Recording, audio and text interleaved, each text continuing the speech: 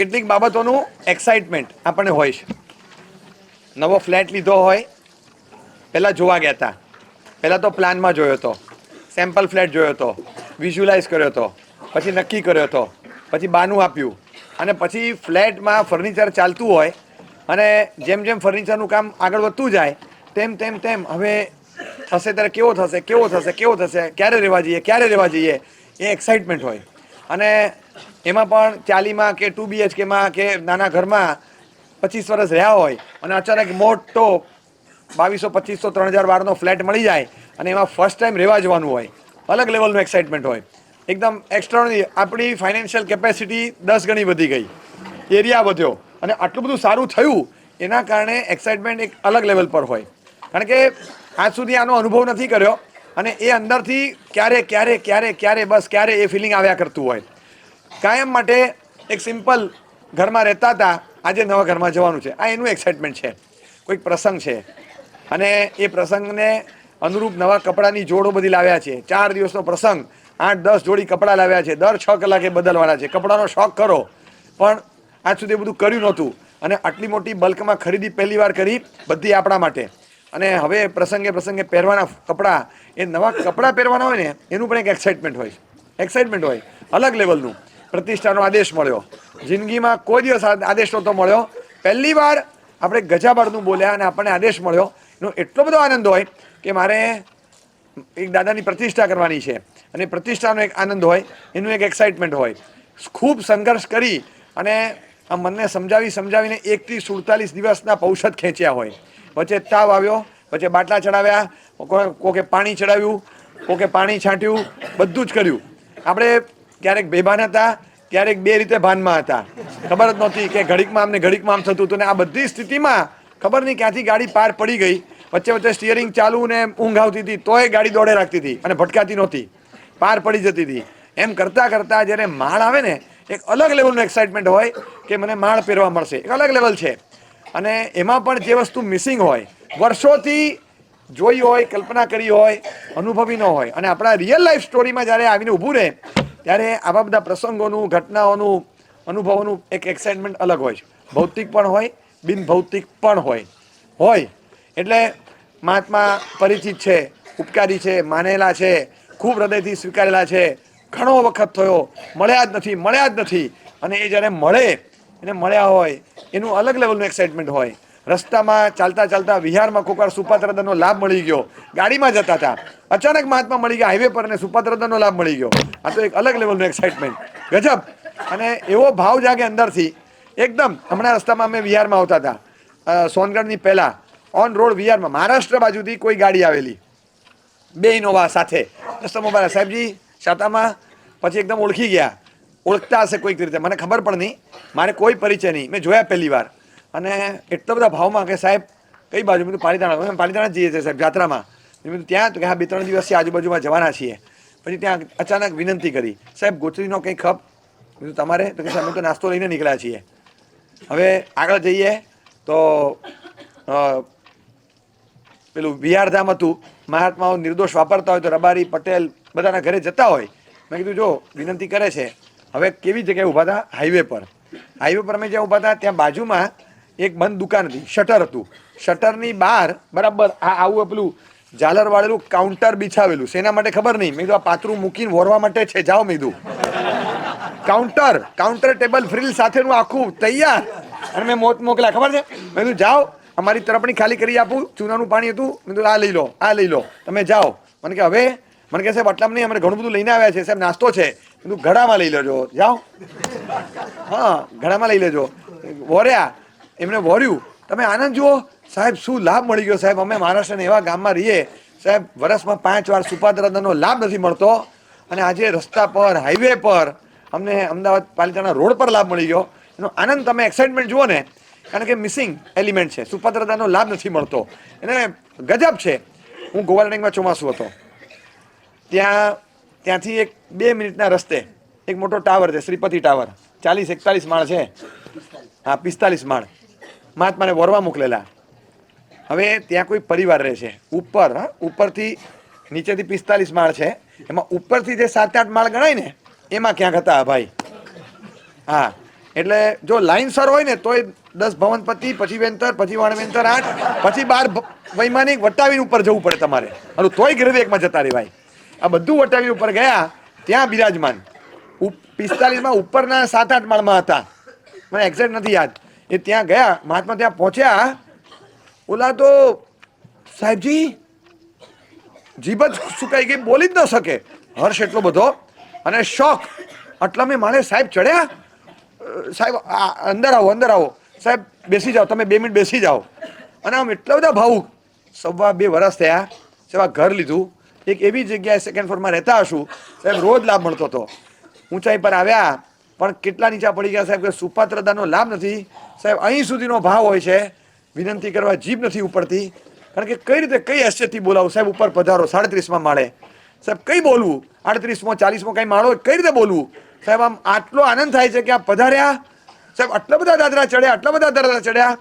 ઓલા મારા સાહેબ બાજુના બિલ્ડિંગના 11 માળ ચડી અને પછી ગયા હતા. એ કીધું તો બેભાન થઈ જાત પેલા, પણ એટલા બધા ભાવમાં હતા. This is excitement. કંઈ કલ્પના જ નહીં કેટલા વખતનું મિસિંગ એલિમેન્ટ અચાનક મળ્યું, કેટલા વખતથી લાભ નહોતો મળતો, અચાનક હાઈવે પર મળ્યો. ઓહો, કેટલા વખતથી મનમાં ભાવ હતો કે વર્ષોથી ઈચ્છા હતી પ્રતિષ્ઠા કરવા મળશે, ક્યારે મળશે, પ્રતિષ્ઠાની ઘડી આવી ગઈ.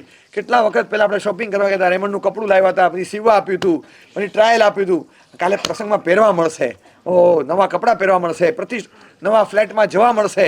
નાનપણનું સપનું હતું, અપના બી એક મહેલ હો સપનો કા. અને પછી સપનાના વાવેતર કરીને મહેલમાં વાસ્તુ પૂજા કરીને કુંભ મૂકીને સુવા ગયા હતા. ઓશિકાને બદલે કુંભ નીચે સુઈ જવું માથું રાખીને, પણ આજે મૂકવા જવું છે, સુવા જવું છે. એટલી આમ નિરાંતની નીંદર આવશે. એ નવા ઘરના સપના જોઈને દિવસોને રાતો કાઢી આજે નવા ઘરમાં જવાનું એક્સાઇટમેન્ટ હોય. એવું જ એક્સાઇટમેન્ટ આખા સંઘમાં હતું. આખા સંઘમાં છેલ્લા દાયકાઓથી વિધાઉટ આદિનાથ આખું કોલેપ્સ હતું શત્રુંજયનો. હવે ખબર પડી ગઈ, કર્માશાને ફરમાન મળી ગયું છે, હવે આદિનાથ બિરાજમાન થશે. એક જે મોડ અને વેવ્સ ફરી ગયા એક્સાઇટમેન્ટના. શત્રુંજય બિરાજમાન, સમાચાર મળ્યા દાદા બિરાજમાન થવાના, સમાચાર મળ્યા શત્રુંજયમાં દાદા બિરાજમાન થવાના, સમાચાર મળ્યા શત્રુંજયમાં દાદા બિરાજમાન થવાના. અરે કે નાથ, અરે હા બહાદુર શાહ ફરમાન લખી આપ્યું. આખા ભારત વર્ષમાં ખૂણે આ એક્સાઇટમેન્ટ જે લેવલ પ્રસર્યો છે, એટલો બધો આનંદ. કર્માશા તો એક ફરમાનનું ભૂંગળું લઈને આવ્યા છે ખંભાત તરફ દિલ્હીથી. અહીંયા મેસેજ મળતા તો ચારે બાજુ આમ વંટોળની જેમ ફેલાઈ ગઈ વાત. કર્માશા ફરમાન લઈ આવ્યા અને ખંભાતમાં એ દિવસે ચિકાર માનવ મેરામણ સામયું થયું ફરમાનનું, ફરમાનમાં રહેલા અક્ષરાત્મક આદિનાથ દાદાનું અને એ ભવિષ્યની પ્રતિષ્ઠાનું. એના સૌથી પહેલાં પડઘમ ખંભાતમાં વાગ્યા અને સામયો સાથે આવ્યા. ખોલીને રાજપત્રની ઉદ્ઘોષણા થઈ. આ રીતે અમને સંમતિ આપી છે અને હવે આગળનું કાર્ય કરવું છે. ત્યાં આચાર્ય ભગવાન હતા, એમણે હા પાડી અને એમના જે શિષ્ય હતા વિનય મંડન ગણી એમને કીધું કે જાઓ પાલિતાણા તરફ, શિલ્પના નિષ્ણાત છો, જાણકાર છો, તમે ત્યાં જાઓ. કર્માશા ઉદ્ધાર કરે પહેલેથી છેલ્લે સુધી સમય માર્ગદર્શન રૂપરેખા બધું તમે કરી શકો. શાસ્ત્રોક્ત દ્રષ્ટિએ શિલ્પના પણ નિષ્ણાતો હોય તો એની પણ તમે કાર્યવાહી જોજો અને ક્યાંય કોઈ દોષ ન રહે સ્થાપત્યમાં, એ રીતે ધ્યાન રાખજો. એમને વિહાર કરાવી દીધો. તમે નીકળો, તમે પાલિતાણા પહોંચો ત્યાં તો આ શરૂ કરી દેશે.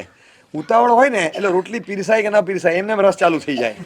રસ બહુ ભાવતો હોય, એમને ચાલુ થઈ જાય. જે આવ્યું એ આમાં ઉપવાસના પારણે નીવી હોય એમાં કોઈ છાપેલું છે કે આ દ્રવ્ય પહેલું, જે આવ્યું એ પહેલું. બાકી શાંતિથી બેઠા હોય ને તો આપણે રાહ જોઈએ. તમે જો દાળ આવીને 15 મિનિટ રોટલી ના આવે તો દાળ પીવાઈ જાય. હા પીવાઈ જાય. હા કે રાહ કોણ જોવે, અત્યારે ભૂખ લાગી છે, અંદર જઈને દાળમાંથી રોટલી બનાવશું પણ એકવાર દાળ જવા દે. હા એ ચાલશે, પણ અત્યારે રાહ ના જોવાય. વહેલો તે પહેલોના ધોરણે અંદર જતું રહે. તો આવું એક્સાઇટમેન્ટ હોય. અત્યારે તો દાદા બેસવાના છે, અલગ એક્સાઇટમેન્ટ હતું ને. એમાં આ જેવી ખબર પડી મહાત્મા પહોંચે છે, આપણે તરત તાબડતોબ તૈયારીઓ આરંભી દીધી. સંઘને કેણ મોકલ્યું કે ઉપર જઈને જોયું, ખૂબ નિરાશ થયો. નિરાશરોના ઘણા બધા ભાગ છિન્ન ભિન્ન થયેલા, તૂટેલા ફૂટેલા એવા ભાગો હતા. પણ એટલું નક્કી કર્યું કે જિનાલય બદલવું નથી અને સમારકામ કરી સરખું કરીને આ જ રીતે રાખવાનું. મૂર્તિ તો નવી બનાવવી પડશે કારણ કે છે નહીં, પણ હવે એ જિનાલયને સ્ટેબલ કર્યા પછી અંદર જે પ્રતિમાજી બેસાડીએ બધું કર્યું ત્યાં સુધી પ્રતિમાજીની કોઈ તજવીજ ના કરી. આ બધું થવા દો, છેલ્લે કરશું. કારણ કે આમાં અત્યારે બધું ઘાલમેલ ન કરાય. આ બધું કેવું હોય કે છેલ્લે બધું પ્રતિમાજી મેન છે, એ પ્રતિમાજી મેન હોય અને એમાં હું ઘાલમેલ કરવા જાઉં તો બધું વિખાઈ જાય. એટલે બધું જ છેલ્લે આજુબાજુનું કરી અને છેલ્લે માણસ તૈયાર થતો હોય ને તો વાળ ઓળવાનું ક્યારે રાખે? પહેલા રાખે કે છેલ્લે રાખે? એને ખબર છે કે પહેલા વાળ ઓળેલા પછી વિખાઈ જાય, બધું પતાવીને છેલ્લે કરવાનું, કારણ કે એ મેઇન પ્રોડક્ટ હોય તો એમાં સેટ પણ ઘાલમેલ ન થાય. એટલે પહેલાં તમે વાળ ઓળો, બધું સેટ કરો, પછી જબ્બા બદલો તો શું થાય? બધું વિખાઈ જાય. એટલે એને તમારે છેલ્લે જ રાખવું પડે. આ મુખ્ય આઈટમ હતી, એને આપણે સાચવીને રાખી. મનગમતી વસ્તુ હોય ને એ પહેલાં હોય કે છેલ્લે હોય? મનગમતી વસ્તુ પહેલે હોય, છેલ્લે હોય, પહેલેથી છેલ્લે હોય.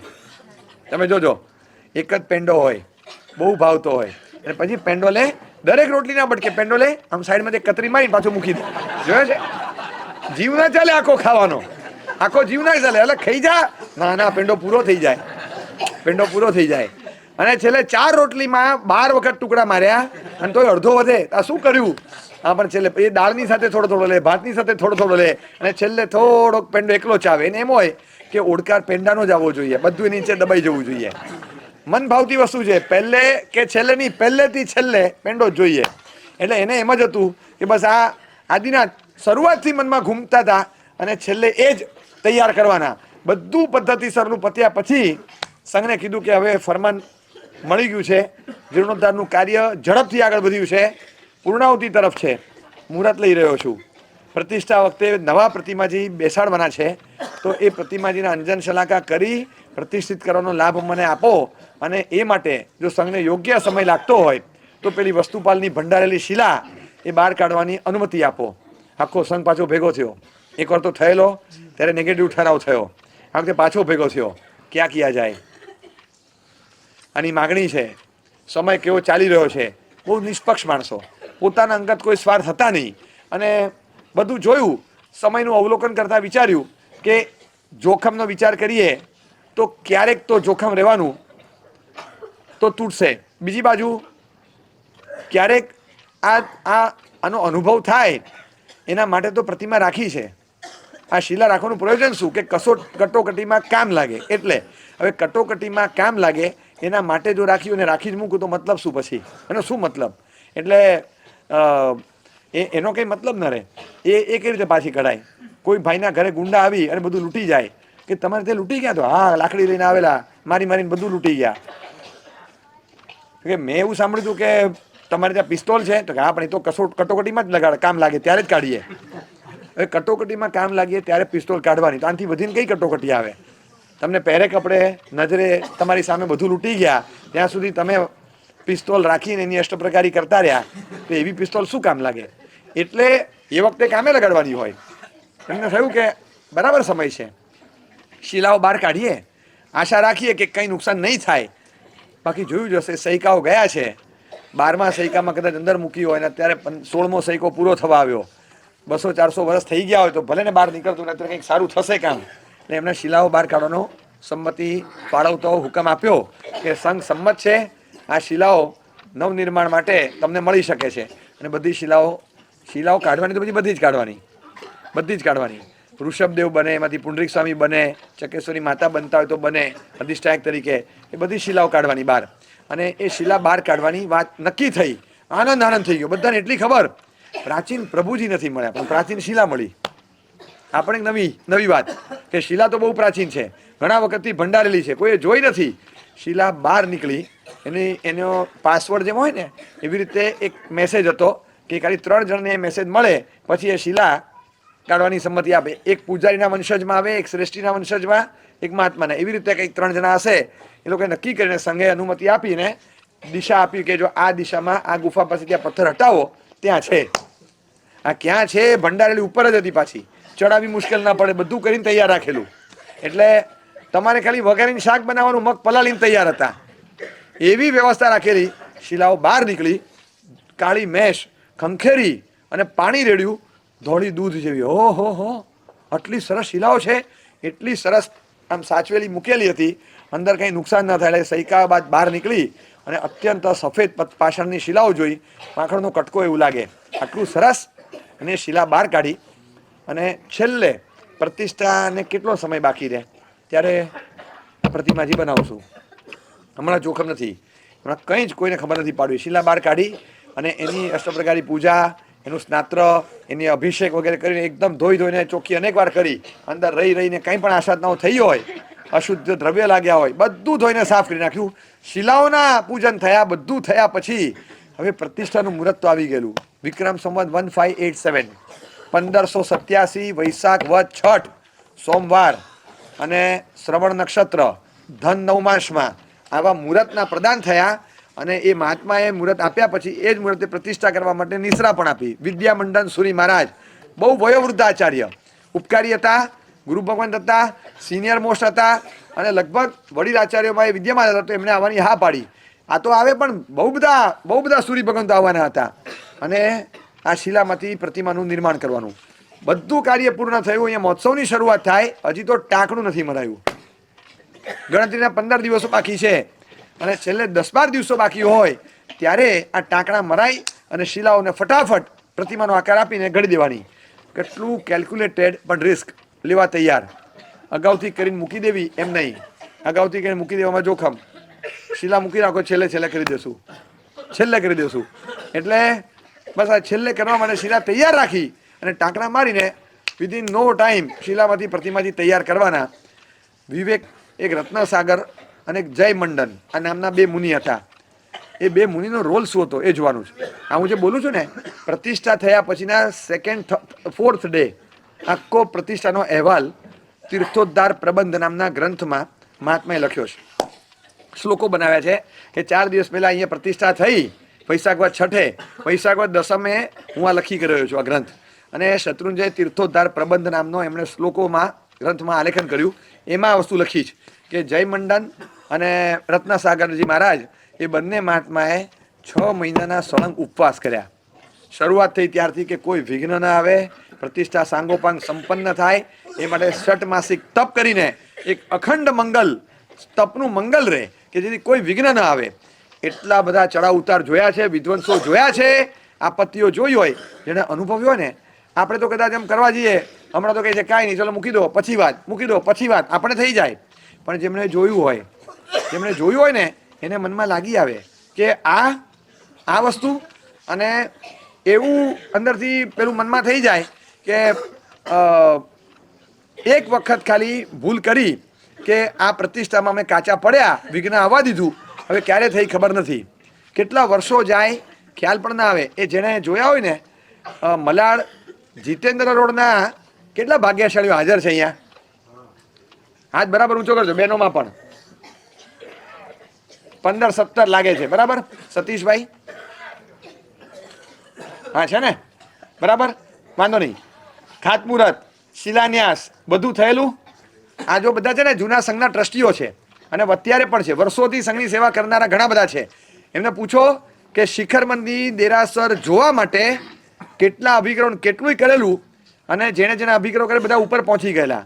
ખાતમુહૂર્ત થઈ જાય, કંઈક વિઘ્ન આવે, શિલાન્યાસ થઈ જાય અને કેન્સલ થાય, બરાબર છે. અને વિઘ્નો આવતા ભગવાનની કૃપા હશે, કાળ પાક્યો હશે ત્યારે દેરાસરના કામો ચાલ્યા અને ફટાફટ આગળ ચાલ્યું. અને ખાતમુહૂર્ત જ્યારે થયેલું ને, અને પછી શિલાન્યાસ થયેલો, અને એ પછી જે દિવસે ખાતમુહૂર્ત શિલાન્યાસ થયું એ દિવસે પ્રતિષ્ઠાનું મુહૂર્ત જાહેર થયેલું. અને 176મો દિવસ હતો શિલાન્યાસ પછીનો, 176મો દિવસ. 3 શિખરનું મોટું દેરાસર. અને સાઈઝ તમને કહું, મુંબઈમાં જો કોઈ રહેતું હોય તો બોરીવલી મંડપેશ્વર રોડનું, અમદાવાદમાં કોઈ રહેતું હોય તો આંબાવાડી નહેરુનગરનું, એ સાઈઝનું દેરાસર. એટલે 250 જણા એટ અ ટાઈમ રંગમંડપમાં બેસી શકે એવું મોટું, 3 ગબારા 3 શિખરવાળું દેરાસર. અને 176 દિવસમાં બનાવવાનું પડકાર હતો. અને મને ખબર છે સંઘમાં એ વખતે હવે કોઈ વિઘ્ન ના આવે સાહેબ, હવે કોઈ વિઘ્ન ના આવે, બહુ થઈ ગયું સાહેબ. આમ પરિવારોના જે એ વખતે બધા જુવાન હતા સાહેબ, આવીને કે સાહેબ વડીલો છે ને બધા ઉપર વયા ગયા સાહેબ, સપનાઓ જોયેલા, જોવા જેવું હતું એમણે, પણ બહુ સપના જોયા, બહુ બધી મહેનતો કરી હશે, પણ એ વડીલો ગયા સાહેબ. હવે અમે મહેનત કરીએ છીએ પણ સાહેબ થવું જોઈએ. અમે છે, અમારી પાસે એક નાના ભગવાન છે અત્યારે, પણ એક અમારા સંઘનું એક મોટું દેરાસર થાય, ભાવના હતી. જ્યારે વિઘ્ન આવે ને કોઈ પણ, અને ભાવનાઓ ઘણા વર્ષોથી લંબાતી હોય તો એ અટકતું વર્ષો ખેંચાય, ઘણા વર્ષો થયા નહોતું થતું ને એ વખતે સંપન્ન થાય. સંઘમાં નક્કી થયું કે આપણે સાંકળી અઠ્ઠમ ચાલુ રાખો છેક સુધી. સાંકળી અઠ્ઠમમાં એક પણ બેનનું નામ નહીં લેવાનું, એકલા યુવાનોને ભાઈઓ કરે. આ અઘરો પડકાર. અને કારતક મહિનાથી ચૈત્ર મહિનામાં પાછા આ શેષ કાળમાં મહાત્મા ન હોય. સાંકળી અઠ્ઠમ ચોમાસામાં ટકા હોય ને ત્યારે 90% કવરેજ બેનો આપતા હોય છે. અને એમાં પોલ્યુશન પછી તો એ લોકો જ હોય. ભાઈઓ તો ખાલી અત્તરોના પારણામાં આવે, વચ્ચેનું બહેનો કરતા હોય. કઈ રીતે કરવાના? અને બધા બહેનોએ ત્યારે ભાઈઓએ ત્યારે અઠ્ઠમો કર્યા. એટલા અઠ્ઠમો થતા કે ના હવે કોઈ વિઘ્ન ના આવે, બસ અમારું પાર પડી જાય.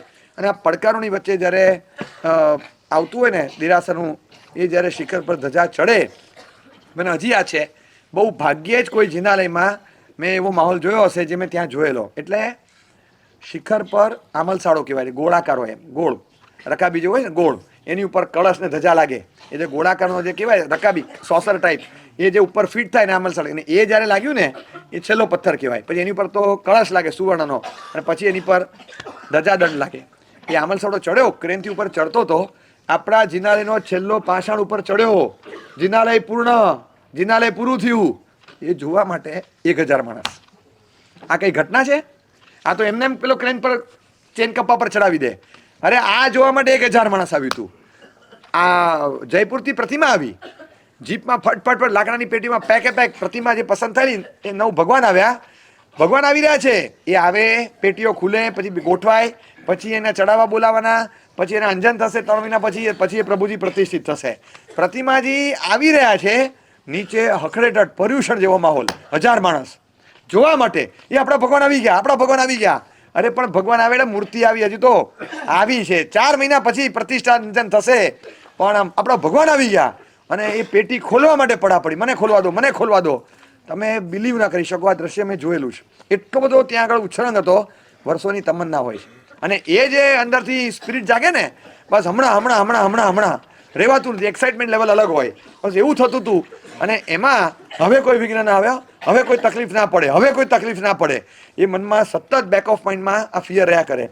કારણ કે ક્યાંય સુધી આપણે કેટલી વાર જોયું કે અલગ અલગ પ્રકારે ક્યાંક ને ક્યાંક અટકતા હતા.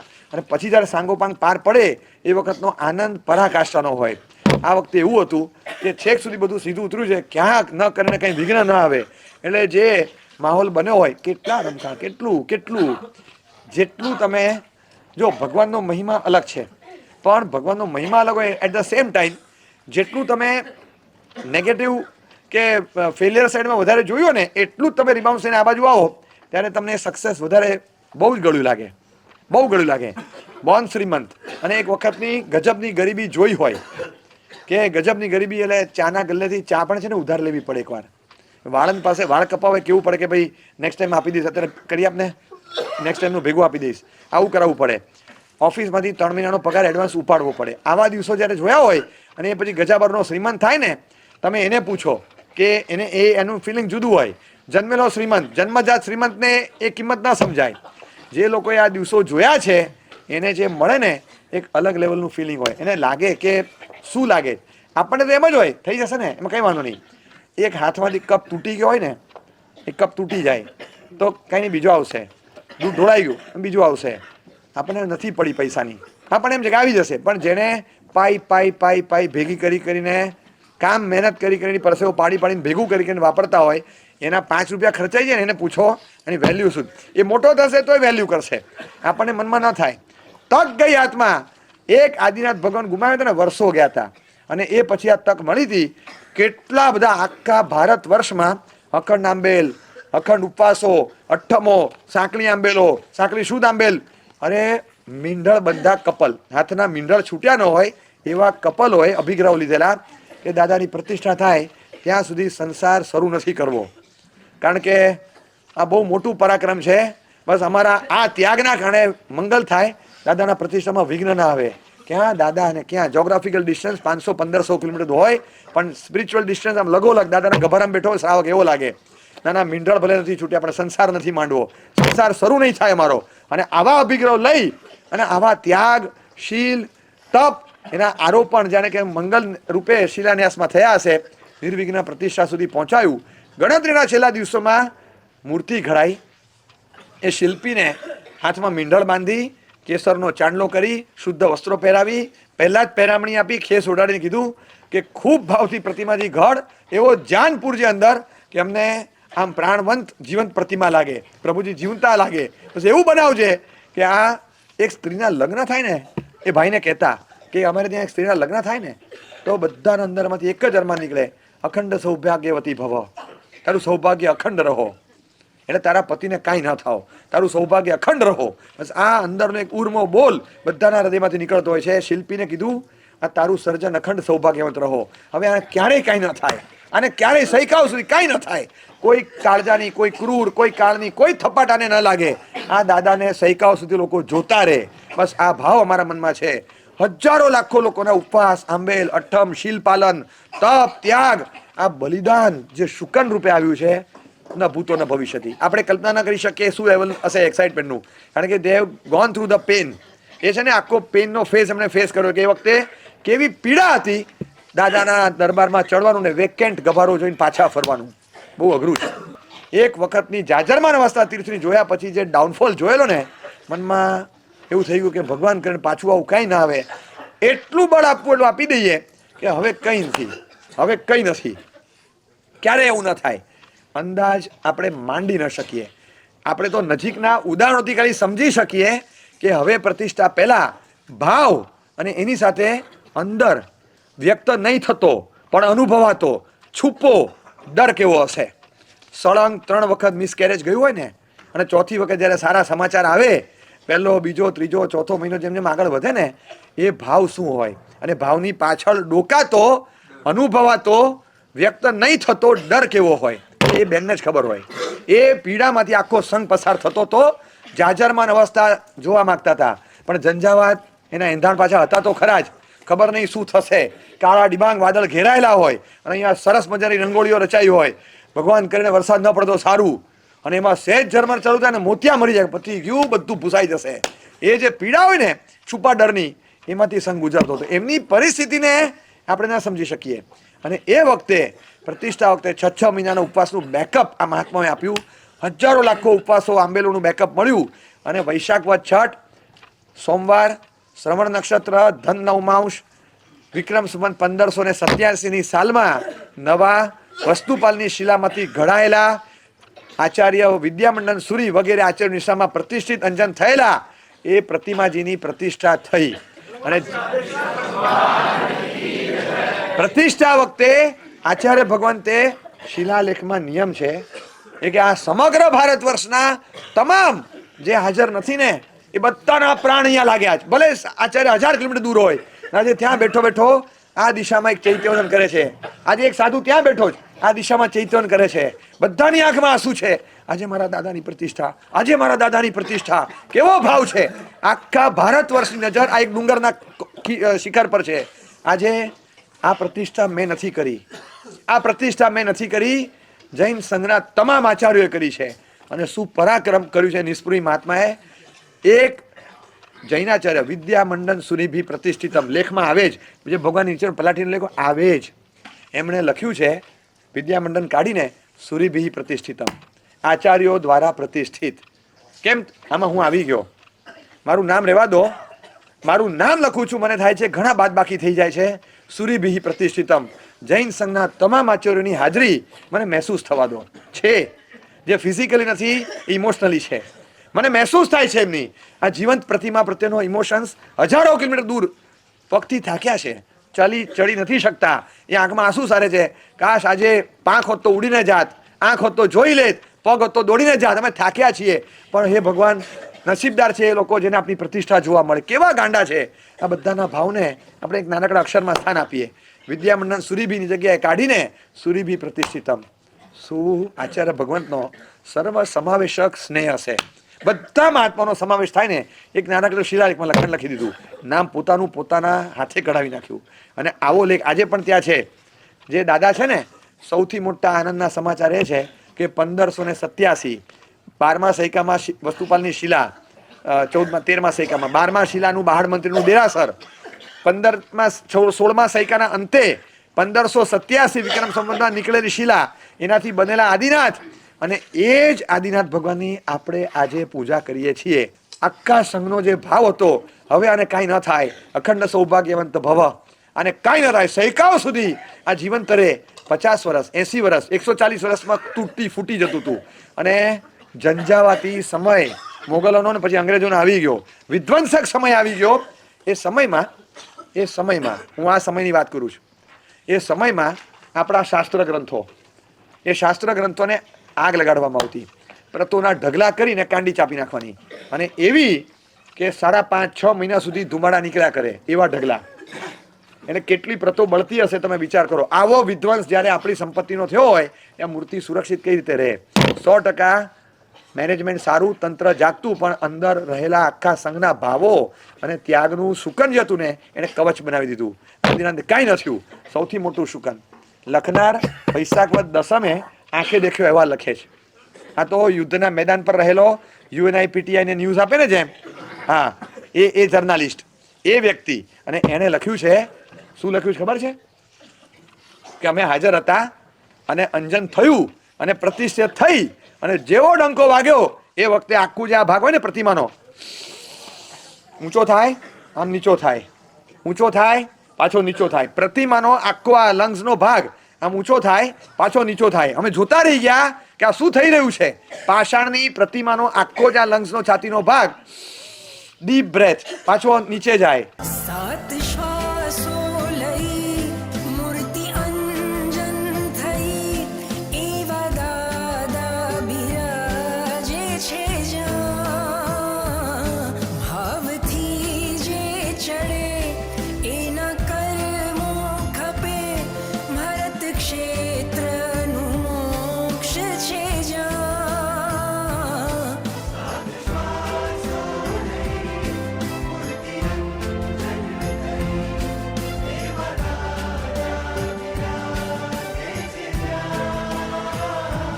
બસ આ 7 શ્વાસ પ્રતિમાએ લીધા અને પછી સ્થિર થઈ.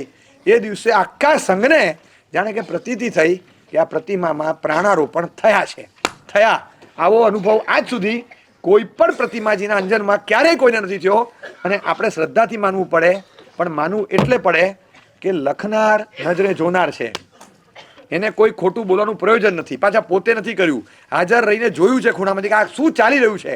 જેટલા બધા લોકોએ આ જોયું ને અનુભવ્યું, એક વિશિષ્ટ કોટીની અનુભૂતિ બધાને થઈ કે આ જીવંત છે. એનો અનુભવ 7 શ્વાસ લેવડાવીને પ્રતિમા 7 શ્વાસ લે, અને આ વિશ્વાસ બેસે આ વાતમાં. લખનાર લખે છે શ્લોકમાં કે આ શ્વાસ જે દીર્ઘ શ્વાસ લીધા ને મૂક્યા એ દિવસે હલી ગયા બધા, અને બધાને અનુભૂતિ થઈ. હવે કંઈ વાંધો નહીં આવે, આનંદની લહેર પ્રસરી ગઈ. બસ એ મૂળ બની ગયું. આજે પણ આદિનાથ દાદાનું ઘેલું આફ્ટર 500 years એવું અકબંધ છે. દાદાનું નામ પડે ને માણસ દોડે. અરે તમે વિચાર કરો, ખાલી એક ડગલું ચાલવું હોય, 4 દાદરા ચડવા હોય, લિફ્ટના બટન દબાવવા વાળા હોય, કામ મેં પગાર પર માણસ રાખ્યો હોય, અને એને કોઈ કામ ન હોય ને તો હમણાં એને કહી દો અઠવાડિયું ના આવે, ખોટા પગાર નહીં આપવાના. તો કે પડે એક એક્સ્ટ્રા માણસ રહેતો, ના એક્સ્ટ્રા માણસ રહેતો એટલે કામ હશે તો ફોન કરીને બોલાવી દઉં. એક્સ્ટ્રા માણસ એટલે ખોટા પગાર આપવાના? અરે બેઠો રે, અરે બેસાડી રાખવાના પગાર આપવાના? એવું ના હોય. બેસાડી રાખવા માટે માણસને આપણે પગાર ના આપીએ. કામ ન હોય તોય ભણાવીએ. કાંઈ ન હોય તો કે બોક્સ ઉપર ચડાવી દે ને, 15 મિનિટ કરી પાછા નીચે ઉતારી દે. કામ તો કરાવવાનું, એમ વગર મફતનો પગાર શેનો આપવાનો? આપણે એ મેન્ટાલિટી વાળા. જાઓ તમે ડુંગર પર, હાર્ટના પેશન્ટ હોય, ડૉક્ટરે ના પાડી હતી તો સોર્બિટરની ગોળી ખિસ્સામાં લઈને સાથે ડોળી રાખે અને કે મારી સાથે ચાલજે, આગળ ના જતો. અને દાદા આ ડોળી રાખું છું અને ચડું છું, સોર્બિટર ખિસ્સામાં રાખું છું, મને કંઈ થાય નહીં, અને હું કેમ ચડી જાઉં ને, બસ ખૂબ એટલા આશીર્વાદ આપજે. તલેટીમાં જય તલેટી આદિનાથને ઝુકાવી અને ભાવના સાથે હાંફતો ચડે. ઉપર ચડે, ડોળી વાપરવી ન પડે, પાર વગરનો આનંદ હોય. આ શેનો આનંદ? ડોળીના પૈસા આપેલા પડી ગયાનો આનંદ. બોલો કયા માણસને? માણસ નકામો ન બેઠો રહે એનું ધ્યાન રાખનારાને. આ ડોળી નકામી પડી રહી, આનંદ છે. આ ડોળી વાપરવી પડે ને પૈસા વસૂલ થયા હોત ને, જીવ બળીને ખાક થઈ જાત. છેલ્લે 600 ડગલા બાકી હતા, બહુ જ શ્વાસ ચડો ને, છાતીમાં ગભરામણ થઈ, ડોળીમાં બેસી જવું પડ્યું. એટલો જીવ બળે છે. છેલ્લા 600 ડગલા મને ડોળીમાં બેસવું પડ્યું. કેવો જીવ બળે. અને એ વખતે આખી જાત્રા ચડીને કરે એનો આનંદ તમે જુઓ, કેવો આનંદ પાર વગરનો. તમે આવો ક્યાંક ઊભા હોઈએ નીચે, અમે તો જોયું છે આ દ્રશ્ય, અમને ખ્યાલ છે. 24 છઠ હોય, 7મી જાત્રામાં, અને 4થી 5મી 6ઠીમાં તો આમ ટીંગાઈ ગયો હોય, બે લાકડીના ટેકે ચાલતો હોય, કોકના ખભે આમ લબડેલો હોય, એ ના ચાલતો હોય, 2 જણા આજુબાજુ વાળાને ઢસડતા હોય, એ રીતે ઉપર મળદું ઢસડાતું હોય ને એટલે ડ્રેગોન થતો હોય. ઉપર પહોંચે અને 7મી જાત્રા આવે ને અને ત્યારે આમ દાદા દેખાય 300 ડગલા દૂર, હોપ, અને પછી હાથમાં લાકડીનો ટેકો હતો. એ લાકડી આમ ગોળ ગોળ, આવી ગયો દાદા, આવી ગયો, આવી ગયો, આવી ગયો, આવી ગયો, આવી ગયો. એ લાકડી ઘુમાવતો ઘુમાવતો જે દોડે 7મી જાત્રામાં જઈને, પછી સ્તવનો લલકારે, ક્યાં ગયું ભાઈ તરસ ને થાક, ગયું બધું. દાદા 7મી જાત્રામાં આવી ગયો. આ પાગલપન છે. આ ક્યાંથી આવે છે? આજે શ્વાસ લીધા ને, એને શ્વાસે આખા દુનિયાના તમામ ભક્ત હૃદયમાં વિશ્વાસ જન્માવી દીધો. જીવન પ્રતિમા છે. આવો દાદાને જુવારો. જિંદગીમાં એકવાર આ દાદાની સ્પર્શના કરો, એક આખો હાવભાવ અલગ લેવલ પર ગયો અને એના કારણે આખા સ્થાનનો મહિમા વધ્યો.